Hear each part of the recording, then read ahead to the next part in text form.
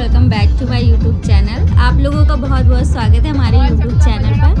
तो जैसे कि आप लोग जानते होंगे कि हमारा पहला ब्लॉग अपलोड हो चुका है, फर्स्ट पार्ट अपलोड कर दिया है हमने, ये हमारा सेकंड पार्ट है। तो जैसे मैंने आपको बताया ही था अपनी पहले वाली वीडियो में कि हम आगरा से मथुरा जाने वाले हैं, तो अभी हम मथुरा के लिए निकल चुके हैं। और आगरा से जो मथुरा की डिस्टेंस है वो ऑलमोस्ट 67 किलोमीटर है। तो यहाँ से हमें मथुरा पहुँचने में 1 से 1.5 घंटे लग जाएंगे। मथुरा पहुँचने के लिए हमने ले लिया है शॉर्टकट, और ये गलियाँ जाती है मथुरा के मेन रोड पर, और इन्हीं गलियों से निकलते हुए हम जाने वाले हैं सीधा मेन रोड पर, जहाँ से हमें दिखेगा यमुना नदी का बहुत ही प्यारा सा व्यू। और यहाँ पर हम पहुँच चुके हैं ब्रिज के ऊपर, और यहाँ से आपको हम दिखाते हैं कि यमुना नदी कैसी दिखती है। तो आप देख सकते हो यहाँ से यमुना नदी कितनी ब्रॉड दिख रही है। तो यमुना जी के दर्शन करते हुए हम लोग यहाँ पे पहुँच चुके हैं मथुरा में। तो मथुरा पहुँचने के बाद हमारा प्लान चेंज हो गया। हम सबसे पहले वृंदावन जाने वाले हैं। वृंदावन जाकर वहाँ पे दर्शन करेंगे एंड रिटर्न में हम मथुरा घूमेंगे। तो आपको मथुरा का जो ब्लॉग है वो लास्ट में देखने को मिलेगा। जब हम बरसाना से रिटर्न आएंगे लखनऊ के लिए, तो रास्ते में हम दर्शन करते हुए आएंगे। तो चलिए मेरे साथ सबसे पहले हम लोग चलते हैं वृंदावन।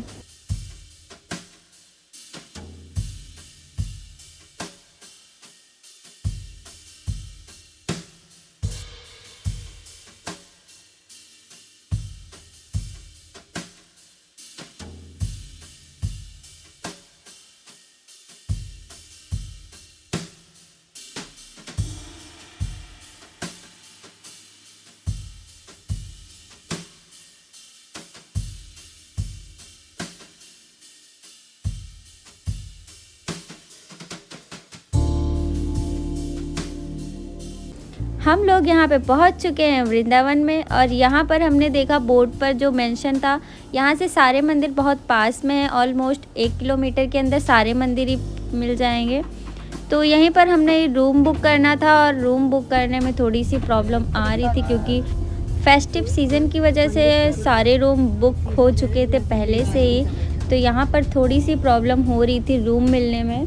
एंड ये जो मंदिर आप देख रहे हैं ये आपको मिल जाएगा प्रेम मंदिर के जस्ट सामने है, और ये मंदिर भी बहुत ही खूबसूरत अंदर से बना हुआ था।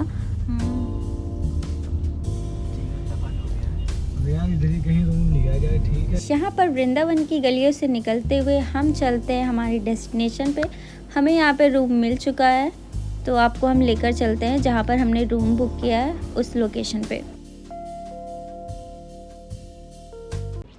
और यहाँ पर पहुँचने के बाद हमने देखा है कि यहाँ पर लगा है बैरिकेटर्स, एंड यहाँ पर नो एंट्री थी, आप कार नहीं ले जा सकते हो। तो कार हमें पार्क करनी पड़ी, और वहाँ से हमें पैदल ही जाना पड़ा क्योंकि गाड़ी पार्क हो चुकी थी। तो यहाँ पर हमने सोचा कि क्यों ना दर्शन करते हुए ही चलें। तो यहाँ पर सबसे पहले हम पहुँच गए राधा वल्लभ जी के मंदिर, जहाँ पर हमने किए दर्शन। इतनी भीड़ होने के कारण भी कान्हा जी की कृपा है कि हम लोगों को दर्शन बहुत ही अच्छे से, बहुत पास से मिल गए थे।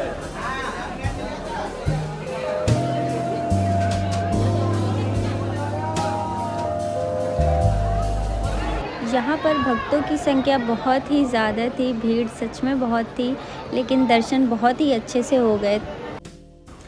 अब मैं आपको लेके चलती हूँ हमने जहाँ पे रात का डिनर किया। तो ये था वो ढाबा जहाँ पर हमने रात का डिनर किया। 140 रुपीज़ पर प्लेट थी, हमने थाली ऑर्डर की थी। ये था वो होटल जहाँ पर हमने स्टे किया था, और इसका प्राइस 1200 रुपीज़ था। और यहाँ से सारे मंदिर ऑलमोस्ट 1 किलोमीटर पर मिल जाते हैं, तो ये बहुत ही पास में था मंदिर के।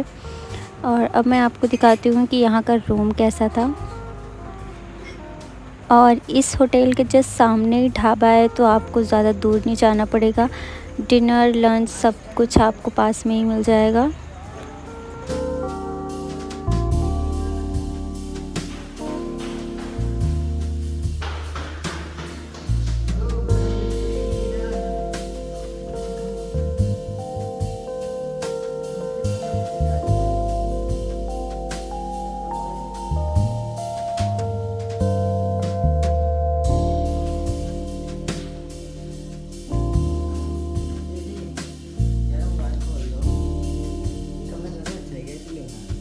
अब सुबह हो चुकी है, हमने यहाँ से चेकआउट कर लिया है। तो चेकआउट करने के बाद अब हम आ चुके हैं उस जगह पर जहाँ से हम करेंगे निधिवन जी के दर्शन। तो चलिए चलते हैं निधिवन जी के दर्शन करने के लिए। और यहाँ पर कान्हा जी के कपड़े बहुत ही सुंदर सुंदर मिल रहे थे, पूरा मिरर वर्क था और इसका प्राइस सिर्फ 35 रुपीज़ था। सच में बहुत ही ज़्यादा रीज़नेबल था।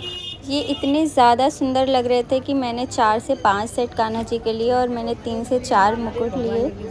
और आप देख सकते हो पूरा मिरर वर्क है और सच में बहुत ही ज़्यादा खूबसूरत लग रहे थे ये कपड़े। तो अब हम लोग पहुंच चुके हैं निधिवन में। हम जा रहे हैं निधिवन जी के दर्शन करने। यहाँ से एंट्री गेट स्टार्ट होता है, तो आपको स्लीपर्स बाहर ही उतार देनी होती हैं। हमने यहाँ पे साइड में स्लीपर्स उतार दी थी और उसका चार्ज 10 रुपीज़ था। वृंदावन के इस निधिवन में आपको वो तुलसी के पेड़ देखने को मिलेंगे जो कि कहीं और नहीं देखने को मिलते हैं। और लोगों की यह मान्यता है कि यहाँ पर भगवान श्री कृष्ण और राधा रानी आज भी आते हैं रास रचाने के लिए। तो चलिए चलते हैं मेरे साथ निधिवन जी के दर्शन करने।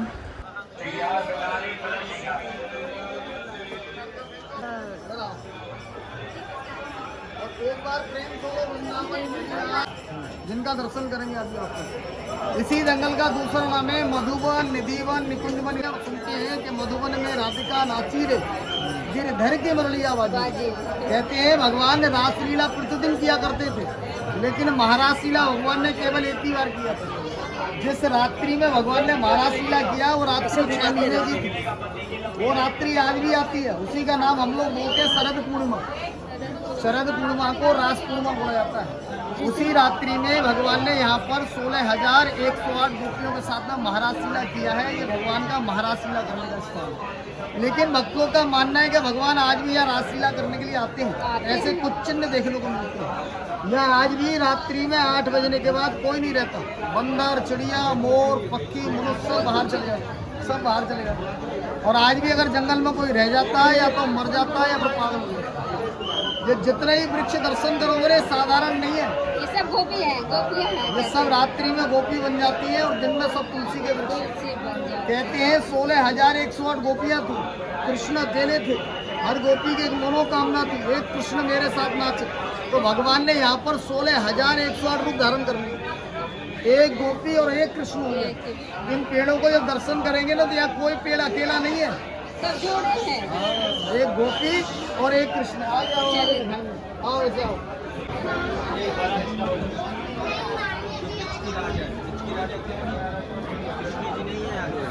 राजा कौन है? दाऊद जी। कृष्ण जी कहाँ के? द्वारिका।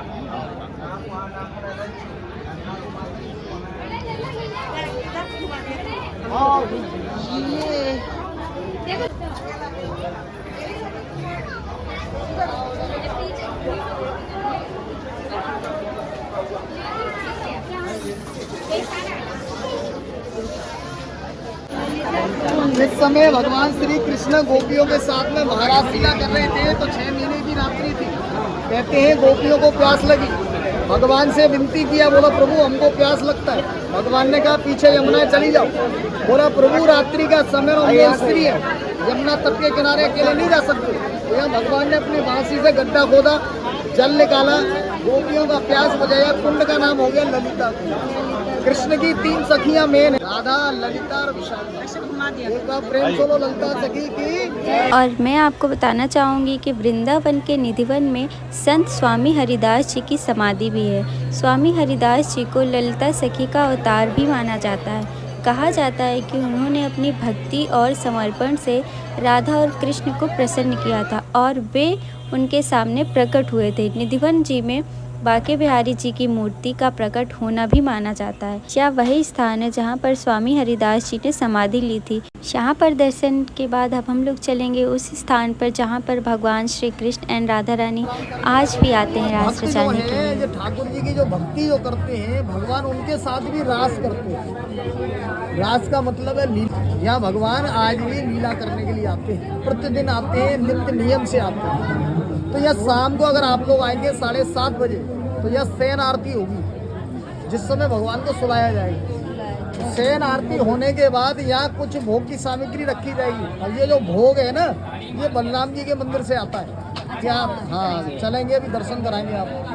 ये क्या आता है इसमें? इसमें आएंगे 4 लड्डू, 2 पान के बीड़ा, 2 लकड़ी के दातुन, लोटा में जल, और इस मंदिर में पलंग लगा है, पलंग के ऊपर फूलों की सेज और 16 श्रृंगार का सामान यहाँ रखा जाएगा। और मंदिर में पुजारी आपके सामने ताले लगाएगा 7, और आपके साथ ही मंदिर से बाहर चला जाएगा।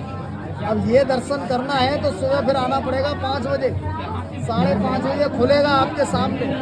तो क्या दर्शन होगा? यहाँ लड्डू टूटे हुए मिलेंगे, जैसे अभी लड्डू कोई खा के गया, पान चबा हुआ मिलेगा, दातुन किया हुआ मिलेगा, लोटे का जल खाली मिलेगा, श्रृंगार बिखरा हुआ मिलेगा। इन चिन्हों से आज की डेट में महसूस होता है कि राधा कृष्ण आते हैं, भोग लगाते हैं, चले यार। अब जो भगवान लड्डू खा के गए हैं ना, उसका किनका प्रसाद बलराम जी के मंदिर से ही मिलेगा खाने के लिए। एक बार प्रेम चलो वृंदावन बिहारी लाल की जय।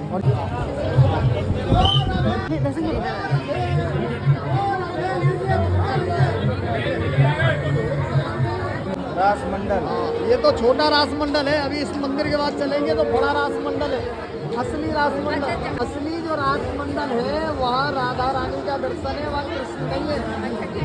कृष्ण वहाँ जो दर्शन देते हैं बंसरी के रूप में देते हैं। राधा रानी के साथ जो कृष्ण है वो बंसरी के रूप में है, वहाँ कृष्ण नहीं है। और पूरे सुनो, पूरे मथुरा में वो पहला मंदिर है जहाँ कृष्ण नहीं है। वो हाँ, जितने मंदिरों में जाओगे ना राधा और कृष्ण दिखेंगे, लेकिन जब रास मंडल जाओगे तो वहाँ कृष्ण नहीं दिखेंगे आपको। कृष्ण कैसे दर्शन देते हैं? बंसरी के रूप। वही असली रास मंडल है, वही होती है रासलीला। वहीं पर राधा रानी का सिंहासन है। आज भी जब रास पूर्णिमा आती है तो रास पूर्णिमा की रात्रि में उस सिंहासन के ऊपर फूलों की सेज लगाई जाती है, और कहते हैं वहाँ राधा और कृष्ण आकर के विराजमान होते हैं। भगवान वहाँ पर अपनी बंसरी बजाते हैं और गोपियाँ इस जंगल में महारास लीला करती हैं। अभी आपको बताया यहाँ कन्हैया जी ने तो गोपियों को लूटा, लेकिन भगवान आज भी हर किसी को नहीं लूटते हैं। किसको लूटते हैं? जिसका मक्खन मीठा होता है। कहते हैं सफल कमाई सादगी और लागे हर के हेत, पूंजी साहूकार की इज्जत जो कर ले। अगर तुम्हारा माखन मीठा है, आज खा लेगा, फिर अगले महीने फिर बुलाएगा उस मक्खन को डबल करके। ऐसा नहीं तुम्हारा मक्खन ही खाता रहेगा, तुम्हारे ऊपर ढक्कन लगा देगा, नहीं तुमको ही मक्खन खिलाएगा। जब माखन खिलाओगे ठाकुर जी को तो माखन भी खिलाएगा। तो यहाँ पर क्या दर्शन है? यहाँ चोर का घर में चोरी हो गया। यहाँ गोपियों ने कृष्ण को लूट लिया। किसने लूटा? राधा ने। क्या लूट लिया? बंसी और मुकुट। और राधा कृष्ण बन गई। और राधा रानी की दोनों सखियां हैं, एक बाजू में ललिता और एक बाजू में विशाखा। तीनों सखियों का दर्शन है। इनको बोलते हैं बंसी चोरी लीला। बंसी चोरी करिए राधा रानी ने यहाँ।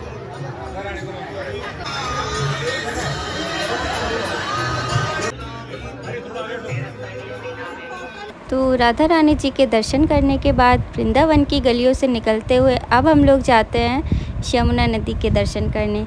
ये वही यमुना नदी है जहाँ पर भगवान श्री कृष्ण ने कालिया नाग को मारा था। यमुना नदी के किनारे पर पहुंचकर यहाँ पर आराम से सुकून से बैठकर और यहाँ की ठंडी ठंडी लस्सी पीना मत भूलना। यहाँ पे लस्सी बहुत ही टेस्टी मिलती है। और ये जो आप पेड़ देख रहे हैं ये वही कदम का पेड़ है जहाँ पर भगवान श्री कृष्ण ने गोपियों के वस्त्र चुराए थे।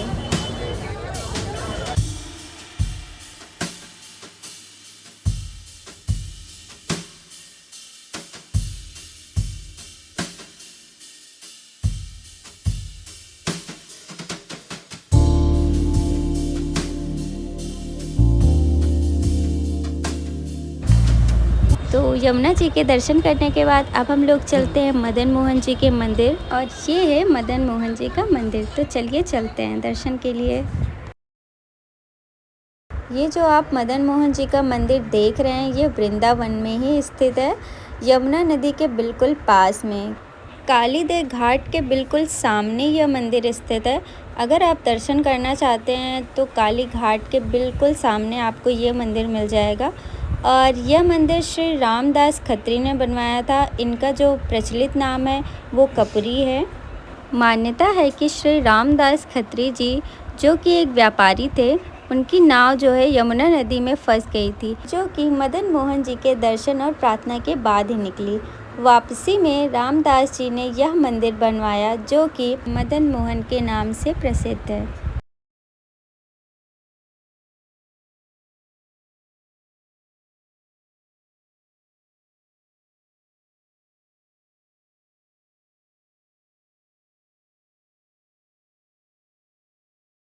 मंदिर में पहुंचने के बाद हमने देखा कि कपाट बंद हो चुके थे क्योंकि 12 बज गया था और यहाँ पर 12 बजे के बाद सारे मंदिर बंद हो जाते हैं और वो शाम को 4 से 5 बजे के बीच में खुलते हैं। तो चलिए अब हम चलते हैं दूसरे मंदिर की तरफ जो कि है प्रेम मंदिर। प्रेम मंदिर पहुँचते ही यहाँ पर होती है चेकिंग में हमारे बैग्स चेक होते हैं एंड देन उसके बाद हमें परमिशन मिलती है अंदर जाने के लिए। प्रेम मंदिर की जो टाइमिंग है वो सुबह 8 बजे खुल जाता है और 12 बजे बंद हो जाता है। फिर शाम को वो 4:30 बजे खुलता है और 8:30 बजे बंद हो जाता है।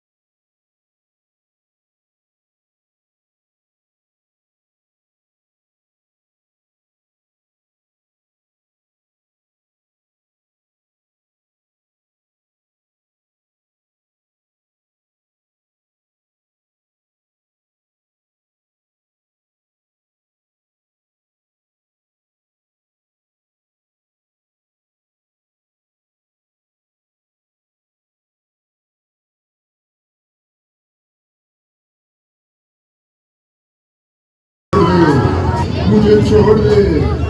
हाँ, हाँ, हाँ,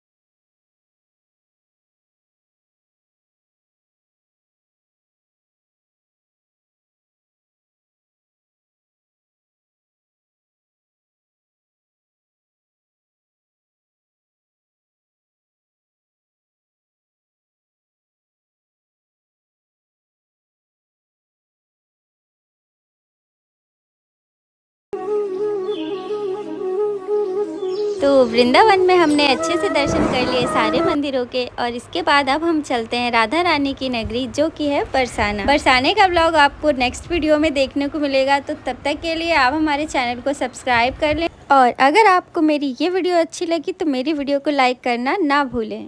तो मिलते हैं नेक्स्ट वीडियो में। So stay tune and thanks for watching.